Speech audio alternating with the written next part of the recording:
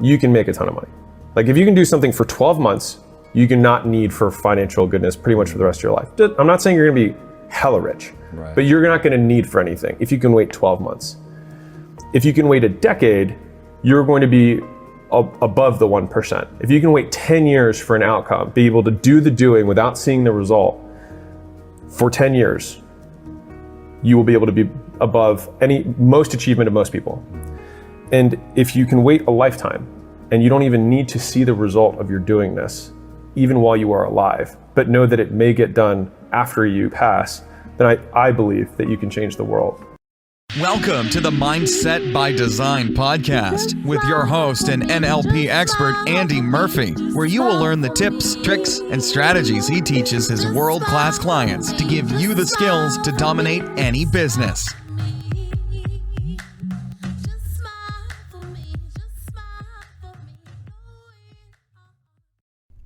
What's going on, Mindset by Design crew, and welcome to episode 388.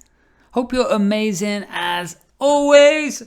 I mean, I don't know if this mic sounds different. You know, I just flew into the US for a few days. I'm flying out again back to Latin America. And this is like my studio mic in the US. So I don't know if it sounds better. I'll give it a little tap. I think it does, doesn't it? But I can't take it because it's a delicate bit of machinery. But I really hope life is beautiful. You know what I mean? Here we are on October the 4th, 2022. And if you're listening to this from the future, then, hey, we're doing well. We're doing well. This year I don't know, it started off crazy, but I think it's settling down. I think people are getting into the flow of things. And do you know what? There's two ways we deal with life. There's two ways we deal with it. There's always going to be chaos, right? Always going to be chaos. When we get used to understanding that life is always in a constant movement, nothing stays the same. And what happens is the human brain default setting is something called certainty. It likes familiarity. It likes the routine, you know what I mean? And it's the same when you move to a different country or like I do all the time, right? But if you go on holiday, vacation for you Americans, but what happens when you get there? What makes you feel like, oh, I'm settled in now? Right, you go and find your local shop, the local restaurant, your little routine. Maybe you go for a walk here, you meet these people, you like this view, right? And then suddenly you've got a little routine. And I'm settled in now. I can relax. Do you know what I mean? That's because the brain likes that routine because it doesn't really like the unknown. And what's going on in the world right now is there's a constant state of chaos. Constant state of chaos. And for lots of people, that's very unsettling. And I get why, man. I get why, Everyone's looking for the world to become what they define as stable again. What is in their routine, what they know, what makes them feel comfortable, right? You know these people. Maybe it's you, maybe it's not. But the other side of it is, there's a lot of people who kind of thrive off the opportunity of the chaos. And I don't mean taking advantage of people. I mean seeing opportunities and stepping up, right? And that's generally entrepreneurs. I'm the same. I'm like this, right? And it's if there's chaos going on, it's okay. I've been through worse, you know what I mean? I've been bankrupt, I've been homeless, I've also been rich. It doesn't really matter. And once you find that inner peace inside of yourself, it doesn't really matter what's happening on the outside anymore. Do you know what I mean? Does that make sense? So if you're in chaos and turmoil right now, then just embrace the chaos and let go of the turmoil. It's way better. It's way better because it's like they just had a cyclone hurricane. I don't know the difference actually. One comes across land, one comes across the ocean. I don't actually know. Cyclone, hurricane. I apologize. But the eye of the storm is my point. right? In the eye of the storm, that's where everything's still, right? There's chaos going around. There's buildings being ripped up. Everything's chaos going on. But the eye of the storm is still. It's still, right? And do you know what the eye of the storm is also? It's the most powerful. Does that make sense? So what would happen if you can be that power in your life, right? It doesn't matter what the chaos is going on around you. What would happen if you can just be that centered, powerful piece who's watching and reading, observing what's happening so you can make a strategic move. Whether that strategic move is in your own business, or whether it's in your next sale, or whether it's in a pivotal point in your life that you have to evolve and expand into, or whether you've got to look at adjusting your own beliefs or focus on something, or bringing in a new team member, or you get the idea, right? So when you can start to be that version of you, everything changes. Everything around you changes because opportunity starts to magnetize to you, right? You start to have different conversations. You start to open different networks. You start to read different things, watch different things, and you start to grow. But what you don't want to do is buy into what everyone else is doing. Because if you buy into what everyone else is doing, then your behavior becomes like everybody else. And most people haven't got a clue what the hell they're doing, right? It always makes me laugh. Like, they always said this. It was in politics. I don't follow politics. I'm way out the system, right? But they were saying, they always talk about asking the average person what their opinion is. And I remember seeing this, it might have even been a comic. But they were like, what the fuck are we asking the average person for? The average person's an idiot. They don't know anything, right? Well, it's not true, but it's kind of true. The average person has an average life. The average person thinks averagely. And there's nothing wrong with being average, right? But I know you're listening to this podcast and that's not what you're here for, right? You're here for high performance. You're here to make money. You're here to expand your behaviors, your knowledge, your beliefs, your attitudes, your language, your values. You're here to get freedom, right? That's what Mindset by Design is all about. And you know, when I first started this podcast, mindset, the actual word, was a powerful word. These days, it's been watered down because of all of these other people, the average people, taking that word and making it kind of average. But the podcast isn't average. The brand isn't average, you know. We're badass over here. You know what I mean? So, going on a little rant. I get it. But if this is the first time that you're listening to Mindset by Design, right? It's about influence. It's about persuasion. It's about peak performance using NLP, neuroscience, biohacking. My 20 years of experience working with the best in the world. And I just want to share some of this knowledge with you.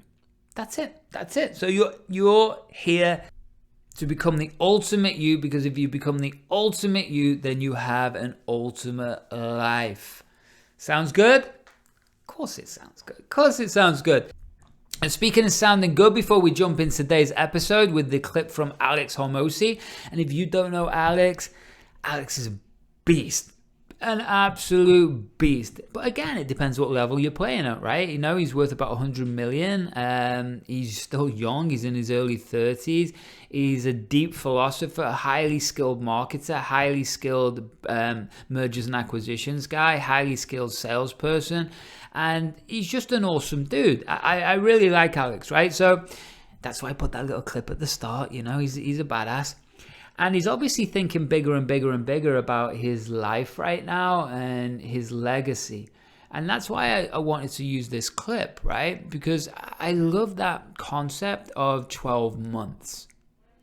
12 months can change everything, but 12 months can also change nothing. It just depends on what you want and if you're ready for it. And that's really what it's about. It's about being ready for it. And how do you get ready for it? Well, that's why I created the Unfair Advantage Academy. Plain and simple. If you want to double your closing percentage and income in 180 days or less, then you probably want to head over to that link. You know what I mean? I've give you a free gift for even taking a look, because I'm just here to help you. That's all. You know, it's not about me. It's about you. And I want to make sure that you get what you need. And so I've give you 3 free gifts there, but they're all in something called the Brain Hack Pack. Yes, the Brain Hack Pack. Because once you've still got a certain level of skill, the only difference between becoming one of the best in the world or living your dreams is the way your brain is programmed. That's it, right? There's nothing else. So here's the start of it. So go over there, unfairadvantage.online, or you can head to andymurphy.online, and you can get them there too. We just updated the website, and that's it. So unfairadvantage.online, and you can go and see if the Unfair Advantage Academy is for you. And this is where we absolutely, I promise you, I guarantee this. If you come and join us, or even taking a look at joining us, and then speak to us, and if it's a right fit for you, man, I just know what it's like. I've done for people, you know. It's like where I've taken someone from 1 million to 65 million, or I've taken someone who's getting 20k a month, and I've taken them to 100, 150, or whatever it is, man. It's whatever your personal goals are. We all want the same thing. What's the same thing, Andy? Freedom. Freedom to do whatever the heck you want. Freedom to travel where you want, freedom of your time, freedom of stress, freedom of everything. And I know let me ask you this question, and then we'll jump into the episode. Let me ask you this question. What would happen or change in your life if you could double your income in the next 180 days? Think about that. And then head over to the link. Unfairadvantage.online. Beautiful. So let's jump into today's episode, and let's go and hang out with Alex Hormozi. And I'll see you at the end of the show.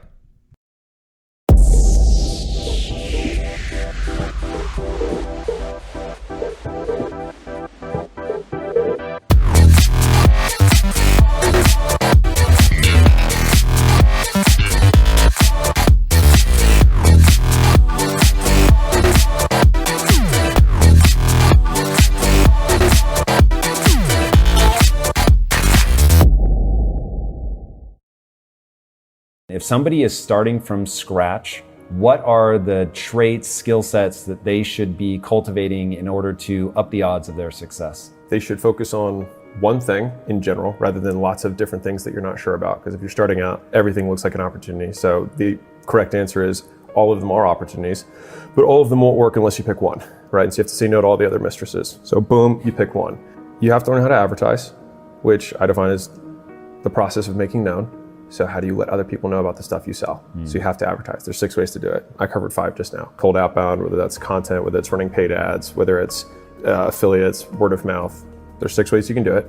And then once people engage with whatever advertisement you have to sell them. So advertising is the first skill, selling them is the second skill. And Makes then sense. Product would be the third skill, which is the thing that you're ultimately advertising and selling. Okay, so that gets us 6 figures. What gets us 7? Doing the same thing consistently.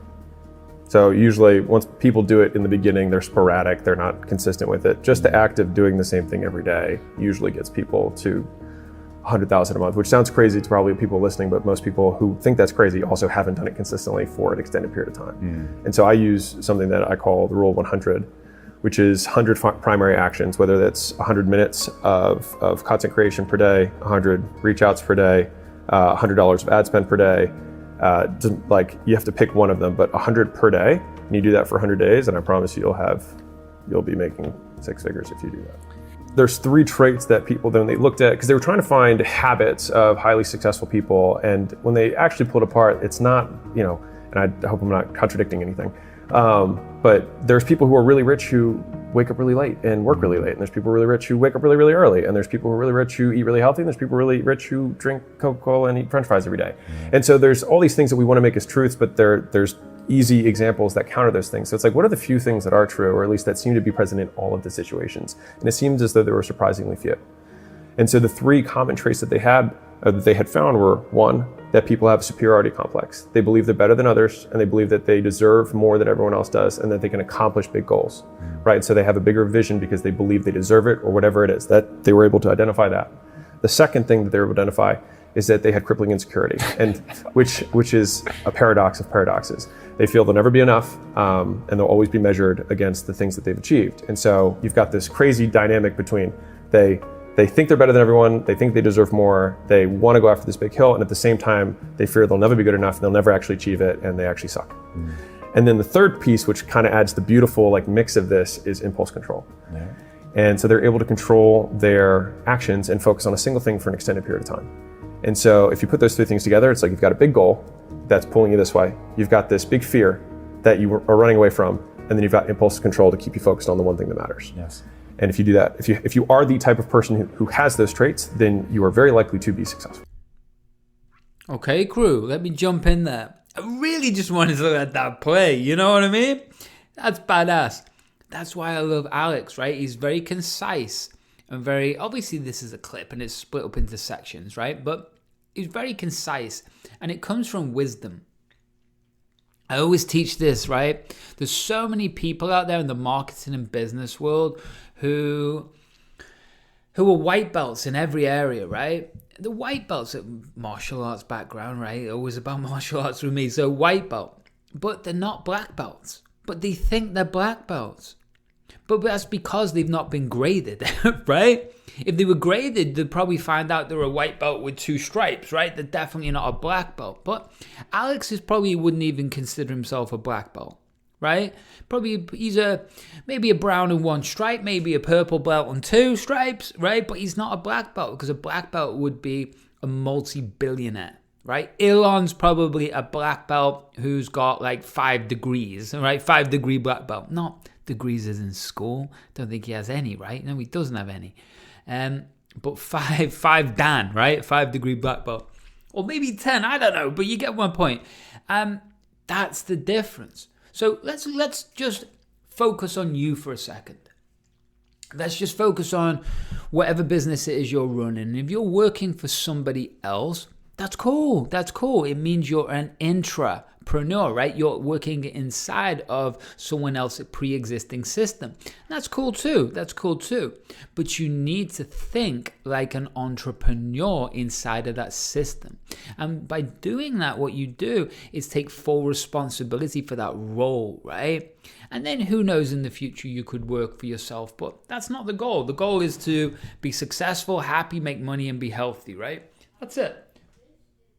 So let's break what you just said down for those who, well, this is the other thing about sales, you know, I've just hired a sales team and I've obviously been the top salesperson in 2 different countries and I've trained hundreds of salespeople over the years and I've taken salespeople from small amounts to big amounts of money. I've taken people who were badasses who weren't badasses again and then I made them badasses again.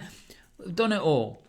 But the biggest people who've had the most success in sales are the people who are able to lead generate and follow up and not chase deals, but get deals. And that's the consistency of being able to make sure lead gen and secure and not rely on someone else's lead generation source. That's a key thing, right? It's a key thing. Of course, we all want to just be handed a lead, but that's an opportunity. And that opportunity means that we've got to nurture that relationship in any capacity if we know that they're qualified, the timing is right, and the desire is there. Then it's up to the salesperson to be able to then, well, nurture them through trust into the right product and service for that client to fulfill their needs. Does that make sense? And so when we can understand that, then why the fuck wouldn't you want to just, you know, do your own lead gen as well, right? Why wouldn't you want to do that? Even if it's just referrals and phoning up every single client that you've ever had and seeing that this is the right service or product or fit for them.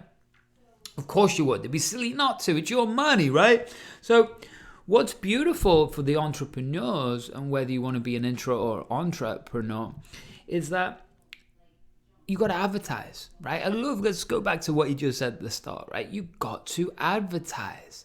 It doesn't matter about the back end.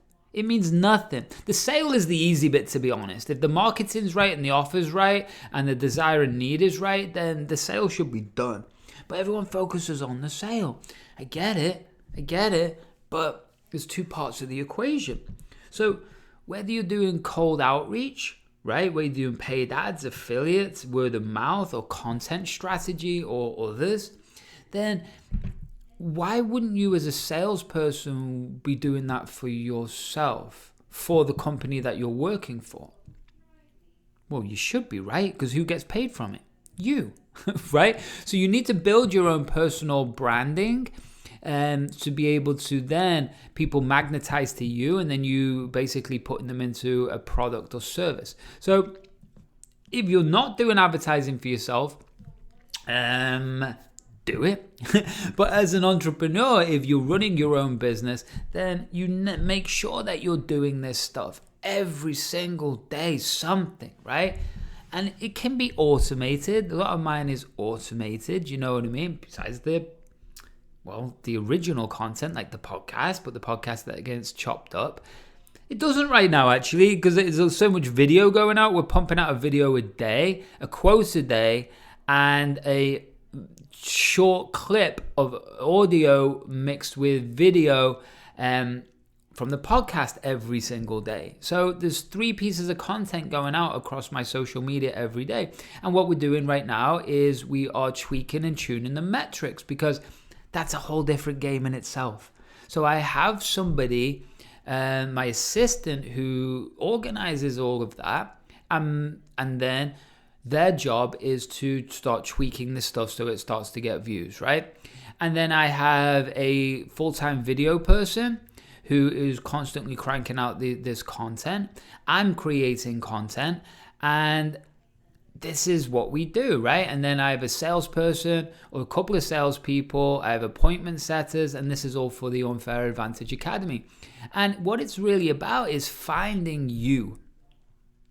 It's finding you. Yeah, you. You're the right fit for this. And finding other people's like you.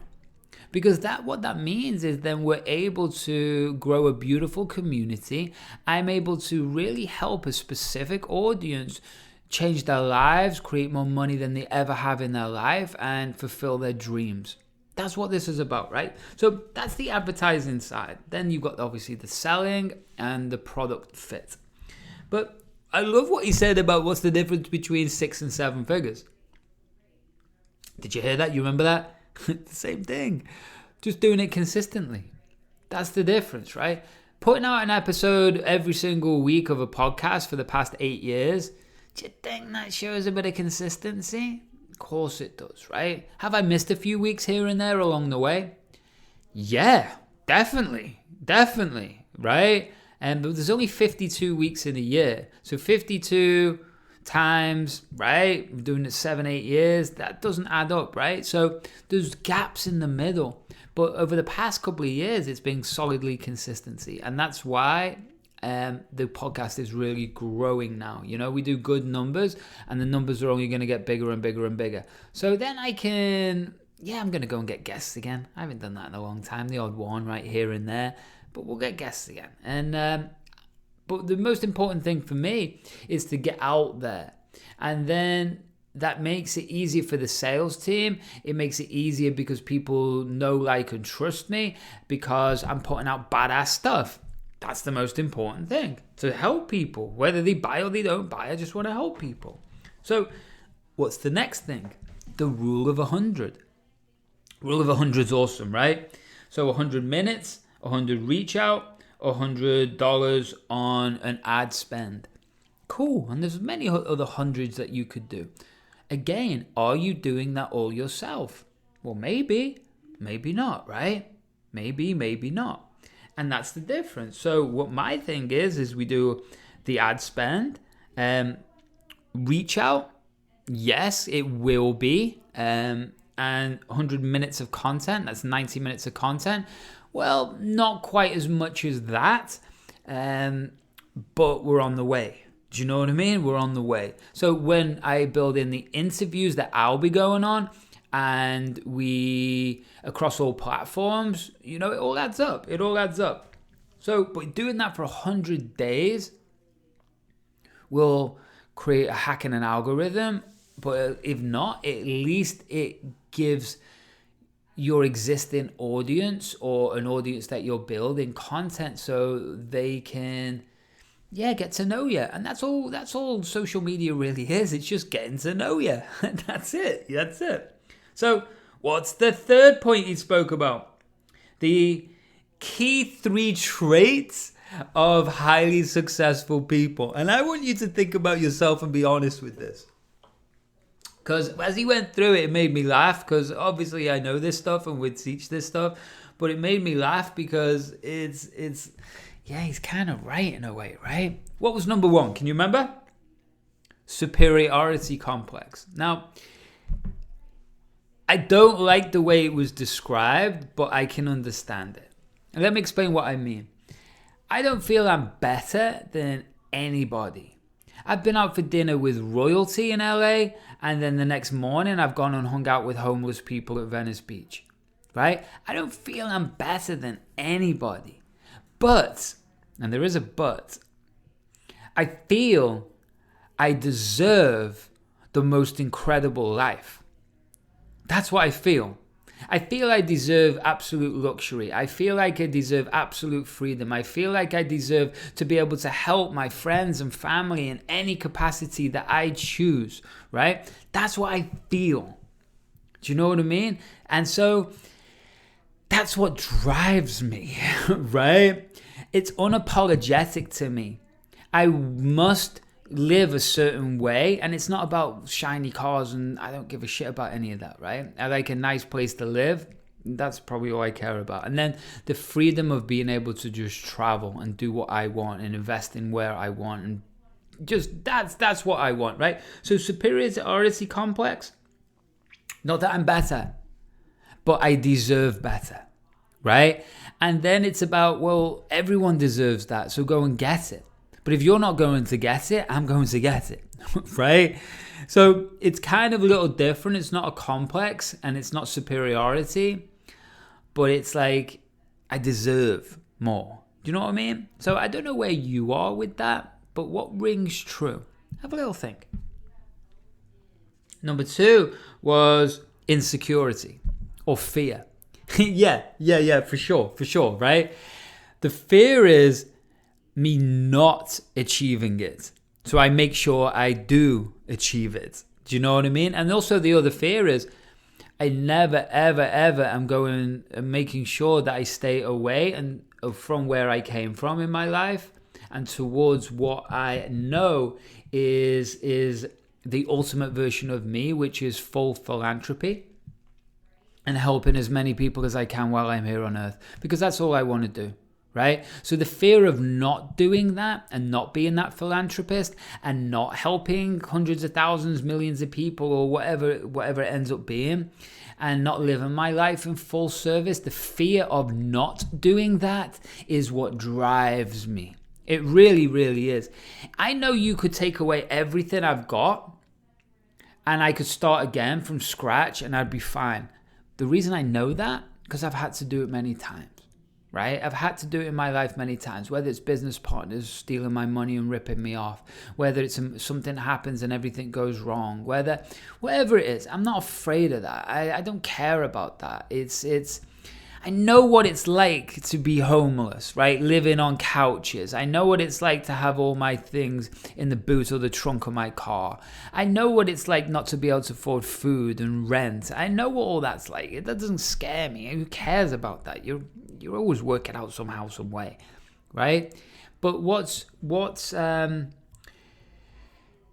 that fear is of not being the ultimate version of me, because that ultimate version of me does really helps and does create some magic in the world. And the third one, can you remember? Impulse control. So another way I describe that is not that he's right? Of course he's right. It's Alex. But impulse control, the way I define that is being able to step into flow and be able to hold your focus for extended periods of time that outperforms most people, right? And then the average person, right? But I've taken people, and I swear so many times, from people who could only focus from 20 minutes, and I've trained their brain through brainwave frequencies, through neurology building, and through state designing and installing. And what I'm able to do is get these people to extend their focus from 20 minutes to hours and hours and hours and hours and hours, and then days and weeks and months and years, right? That's the ability to, sustain a certain level of state and brainwave that enables you to control focus, right? But then that's in the moment. All right, with a task orientation. But when we talk about being able to do that in life, that's a different thing, right? Being like, I have the ability to like move tomorrow to any country in the world and start work, like just set up shop instantly, like within minutes, and carry on exactly the same system, the routine, and the same productivity, pretty instantly. It doesn't faze me, because I've done it for so long and I have very specific systems of how to do that, right? So that's a superpower for you once you get hold of that, because you can focus for long periods of time. You know that the fear drives you, but it doesn't have to be fear of insecurity. It's fear of, for me, it's not achieving my greatness. That drives me or pulls me forwards. And the other one is superiority complex, but not from fucking ego, man. No, it's the opposite. It's being able to fulfill my purpose here on earth, right? So again, you can use from ego, which is fear and horribleness and insecurity, and you might get what you want, but I promise you'll be left empty. I've seen it too many times. Or we use the same emotion, but from a different perspective. Does that make sense? I hope so. So that's my little thing. Let's get back into hanging out with Alex. So to the Marshmallow Point, because I think this is really interesting and I don't think it's talked about enough, which is they like to separate the kids into the two buckets, right? Like the kid who waits for 2 marshmallows and the kid who just says, I want the marshmallow now. But I feel like they should have a third bucket, which says, how long do they ask the kid to wait for the marshmallow, right? Because it's not, do you have, like, because I like to think of things in, like, a lot of times we have false dichotomies or we have binaries where we're like good or bad, you know, disciplined or undisciplined, I'm honest or dishonest, right? When I think more reality is, to what degree am I honest? To what extent am I disciplined? To what degree am I, loyal, right? Oh God, there's a whole conversation. Yeah. And so I think that each of those 3 traits that we just went over, it's not do I have them or not for the people who are listening, because people like to think, yes, I have it, or like, oh, well, I have all 3 of those. It's not having them. And I'm sure you've interviewed some of the most successful people on the planet. It's how much do you have, right? And so I think that, like, your ability to delay gratification, it's not just like, oh, I can wait a week or I can wait a month. But I made this tweet that went pretty viral. And it was like, if you can wait a year, you can make a ton of money. Like, if you can do something for 12 months, you can not need for financial goodness pretty much for the rest of your life. I'm not saying you're going to be hella rich. Right. But you're not going to need for anything if you can wait 12 months. If you can wait a decade, you're going to be above the 1%. If you can wait 10 years for an outcome, be able to do the doing without seeing the result for 10 years, you will be able to be above most achievement of most people. And if you can wait a lifetime and you don't even need to see the result of your doing this, even while you are alive, but know that it may get done after you pass, then I believe that you can change the world. And I mean that. And so I think that if people can just extend the time horizon that they're measuring themselves on, they can just do so much more. I mean, you've probably heard the Bill Gates quote where he says, people overestimate what they can do in a year and underestimate what they can do in a decade.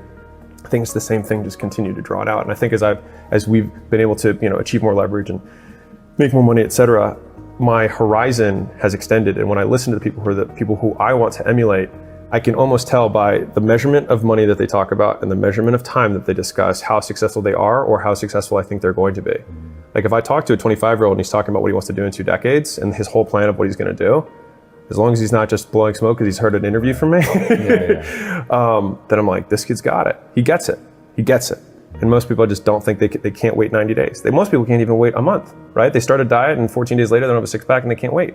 But like if you do a year, you can look whatever way you want for the most part, by and large. And if you wait a year for the ability to learn how to sell, you wait a year for the ability to learn how to market, wait a year just providing value to a group of people for free and then delaying your ask, you can do whatever you want. I have a method that I can teach people how to do it, but most people still won't do it, which is to build the desire, to create an association between the doing that thing and the meaning and purpose that you want to have for your own life, and that it's not going to seem self-evident. You have to bolt it on. It feels kind of fake in the beginning, but if you really invest, and it really is something that you care about, it can't be fake. But if it really is something that you care about and you build that intense association, then you can fight through that. But boredom kills more entrepreneurs than fear or failure ever will. When you say boredom, do you mean that they're starting something, it's starting to work, and then they just switch because they're ADD, or? No, I mean that doing something where you don't get the result that you want and it's 10 years out and you're gonna have to do what Jeff Bezos calls overhead, right? No matter how much you love your job, there's always overhead. There is boring shit. And what I find is people, they can't stay on task. I find in myself a strong desire not to stay on task because it is boring. It's just boring. Or even worse, if it feels bad and you have to keep doing it and you have to wake up every day and face that like this is really going to be tough, and it's going to be tough for an undetermined amount of time. So it's not even like I know it's going to be a year. There's an unknown amount of suffering before me, and I have to somehow continue to muster the enthusiasm and have faith that this theory that I have is actually going to work out, or that I'll get better. Right? That maybe this theory isn't the right theory, but I'll be able to figure it out. It's interesting you say that because we talk about need to believes when we're thinking about a company that we want to like invest in. And so it's like, what are the, we try to have as few need to believes as possible for, a growth thesis to happen. And then not only do we want to have as few as possible. Really interesting. Need to believe, like, I need to believe that this is true for this outcome to be possible. Really so smart. How do we have as few of those as possible? And how do we have that those need to believe statements are as high likelihood as humanly possible, right? So it's like, if we had a business that was reliant on an inflationary period or something, I'd say like, okay, well, I believe that that's, it's high likelihood that it's going to occur. Okay, so I feel okay about that one. And if that was the only thing I need to believe for this whole business to be successful, I'd be like, where do I write a check? Because it's the only thing I need. So it's how many of these are there, right? And if there's a lot of them, then with each additional line, our likelihood of getting the outcome we want goes down. And so I think that if reversing that for success for somebody who's coming along is like, what amount of action would it be unreasonable for me not to be successful? And so for me, it's like, I believe that if you do 10,000 cold calls, you'll get better. Like it would be unreasonable for you not to be good. Like after that level of effort, if you run, if you take half your paycheck every month or a third of your paycheck every month and you say, I'm going to advertising university, which is I'm going to spend money actually advertising, trying to get people to click on this thing and give me their name and phone number. If you go and you spend that amount of money on actually advertising, after a year, after 2 years, you'll probably be pretty good. Especially if you join a community of other people who are doing the same thing, right? You seek out mentors who have done and give you frameworks that you can just work off so you can shortcut your path to success. It becomes unreasonable that you wouldn't be more successful in the future than you are today. And so I like thinking about things in terms of directionally correct rather than will I hit it or not, right? I think there's so many binaries because it's easy psychologically for us to say yes, no, honest, dishonest, etc., successful, not successful. But it makes making decisions really hard because you're like, is this the path for me? Is this the product, the business I'm going to start? Whereas like, well, if I started something, I would be more likely to be successful than if I did not start anything. And from there, I will gain experience and perspective to then make the next iteration on the main thing. And was Quest your first thing ever? First successful thing. But you'd done other stuff before that and failed. And I was like, I hope Quest wasn't his first thing. Most people had... Thank God it wasn't. Right. Most people had a graveyard of failures before they had their actual first success. And so most people spent all this time, a different tweet that went viral, it said like, with 20 hours of focused effort, most people can be pretty decent at something, whether it's guitar, it's singing, even cold calling. If you actually cold called for 20 hours, focused effort, you'd be decent. But most people spend years waiting to do the first hour. I love that, man. I love everything that he just said in every capacity, you know? When looking at acquiring a business, need to believe. Think about that. What you need to believe, right? We want to limit those things, but we want to make them real. So what is it inside of your sales career or entrepreneurial business that you need to believe? Do you know what I mean? What is it internally that you need to believe inside of yourself that you can be consistent and get this done? And if something comes up that I need to believe that I can make millions of dollars, maybe, but is it you need to believe that the mistakes from the past no longer hold you and they were pure unconscious lessons for you to grow and get wisdom, so just like white belt, black belt, you can then go to the next level, right? Because nobody wins an Olympic gold medal just by racing on that day. Does that make sense? No, they start like when they're kids and then they become amateurs, then semi-pros, then professional. And they've got camps, they've got mentors constantly with them, making sure that they achieve success. Does that make sense? Right? And not everyone's going to win the gold. Some people will just compete in the race. Some people will come second, third, fourth, 10th. Doesn't mean that you're not a badass, right? Everyone tries to shoot for the fucking stars, man. But why don't you just shoot for the moon or the atmosphere, or try just going in a plane, right? There's loads of people that go in the planes. Planes are still awesome. You don't have to go to Mars. Do you know what I mean?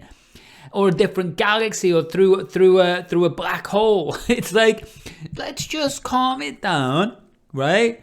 And let's just achieve greatness at a level that other people are great at, right? Everyone strives to become a billionaire these days, which is insane. Do you know the level of commitment that you have to, and the sacrifices? No one talks about the sacrifices, right? Sacrificing probably your health, sacrificing relationships, sacrificing your family, and all of those things. No, I won't. You go and read the books, listen to the autobiographies. To have that level of dedication, you're sacrificing something else. So you best be damn sure what you say yes to is what you really want, because you're saying no to something else.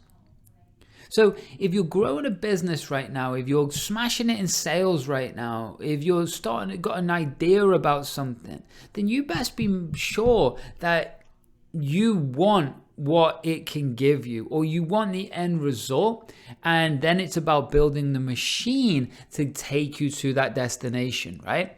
Now the machine can get upgraded, it can change, it can get a new wheel, a new cog, it can look completely different. You can upgrade the machine, but you still need a machine.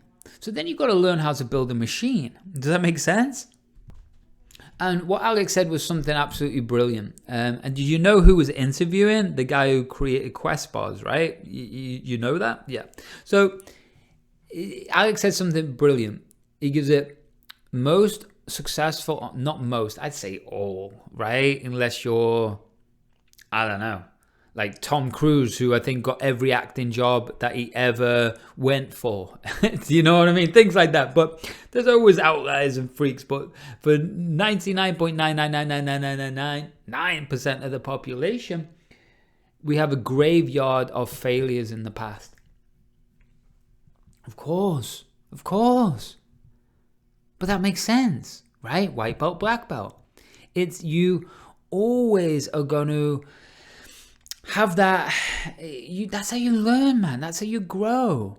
So why don't we just understand that failures aren't failures, they are just feedback, right? It's just feedback on you to get better at that skill. That's it.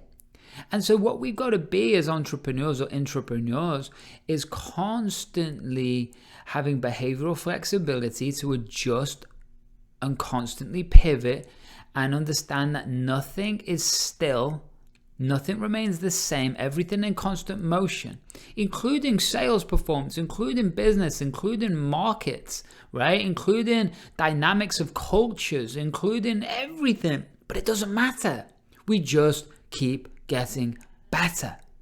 And so we can use business as a direct reflection of how powerful we're growing, right? If you're being affected by craziness or chaos or change, then you're not the eye of the storm, right? Does that make sense? So I think that's what I'm going to call the episode of the podcast. How to be the eye of the storm and make millions. Beautiful. That's it. So that's the end of episode 388, crew. I really hope you got some value today. I really hope you like and comment. I really hope you do me a review. I really hope you share this with someone. And I really, really hope that you head over to andymurphy.online or unfairadvantage.online. And why? Just go and see what we got. This could be for you and it could change your life forever. Especially if you want to double your income or closing percentage in the next 180 days. Sound good? I'm having a little stretch. Beautiful. So until the next time, much love. Keep kicking ass. You deserve this. And oh yeah, one more thing. Why don't you smile for me? Thanks so much for listening to today's episode of the Mindset by Design podcast with your host and NLP expert, Andy Murphy. We'll catch you next time.